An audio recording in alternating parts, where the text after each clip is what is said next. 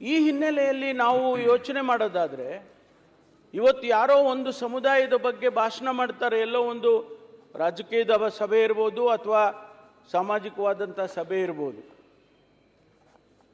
If that speech creates a hatred of another community, another individual, is that what we want in a modern society? ಅದು ಬೇಕಾ ನಮಗೆ? ಅದನ್ನು ಮುಂದುವರಿಸಬೇಕಾ ನಾವು? ಇಷ್ಟೆಲ್ಲ ಕಾನೂನುಗಳಿದೆ. ಬಾಬಾ ಸಾಹೇಬ್ ಅಂಬೇಡ್ಕರ್ ಅವರ ಬಗ್ಗೆ ಪ್ರತಿಯೊಬ್ಬರು ಕೂಡ ಮಾತನಾಡ್ತಾರೆ, ಹೊಗಳ್ತಾರೆ. ಆದರೆ ಅದನ್ನು ಪ್ರತಿಪಾದನೆ ಮಾಡಬೇಕಲ್ಲ. ಆ ಸಂವಿಧಾನದಲ್ಲಿ ಕೊಟ್ಟಿರ್ತಕ್ಕಂಥ ಆ ಆರ್ಟಿಕಲ್ನಲ್ಲಿ ಕೊಟ್ಟಿರುವಂಥ ಅಂಶವನ್ನು ನಾವು ಪ್ರತಿಪಾದನೆ ಮಾಡಬೇಕಲ್ಲ, ಅನುಷ್ಠಾನ ಮಾಡಬೇಕಲ್ಲ, ನಮ್ಮ ಜೀವನದಲ್ಲಿ ನಾವು ಅಳವಡಿಸ್ಕೋಬೇಕಲ್ಲ. ಅದಕ್ಕಾಗಿ ನಾವು ಇವತ್ತು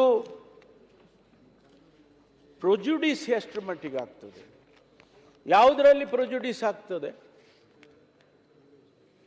ರಿಲಿಜಿಯನ್ನಲ್ಲಾಗುತ್ತೆ, ರೇಸ್ನಲ್ಲಾಗುತ್ತೆ, ಕ್ಯಾಸ್ಟ್ ಅಂಡ್ ಕಮ್ಯುನಿಟಿಯಲ್ಲಾಗುತ್ತೆ, ಸೆಕ್ಸಿಂದ ಆಗುತ್ತೆ, ಜೆಂಡರಿಂದ ಆಗುತ್ತೆ, ಸೆಕ್ಷುವಲ್ ಓರಿಯೆಂಟೇಷನಿಂದ ಆಗುತ್ತೆ, ಪ್ಲೇಸ್ ಆಫ್ ಬರ್ತ್ ಇಂದ ಆಗುತ್ತೆ, ರೆಸಿಡೆನ್ಸ್, ಲ್ಯಾಂಗ್ವೇಜ್, ಡಿಸಬಿಲಿಟಿ, ಟ್ರೈಬ್, ಈ ಎಲ್ಲ ಏನು ಸಮಾಜದಲ್ಲಿರ್ತಕ್ಕಂಥ ಈ ರವಿ ಯೋಗೇಶ್ವರ್ ವರ್ಗಗಳಿದ್ದಾವೆ, ಈ ಎಲ್ಲವೂ ಕೂಡ ಪ್ರೊಜುಡಿಸನ್ನು ಕ್ರಿಯೇಟ್ ಮಾಡ್ತಕ್ಕಂಥ ವಿಷಯಗಳು ಅನ್ನೋದನ್ನು ಇವತ್ತು ನಾನು ಸದನದ ಗಮನಕ್ಕೆ ತರ್ತೀನಿ. ಅದಕ್ಕಾಗಿ ಇವೆಲ್ಲವನ್ನು ನಾವು ಈ ಬಿಲ್ನಲ್ಲಿ ಇನ್ಕ್ಲೂಡ್ ಮಾಡಿದ್ದೇವೆ.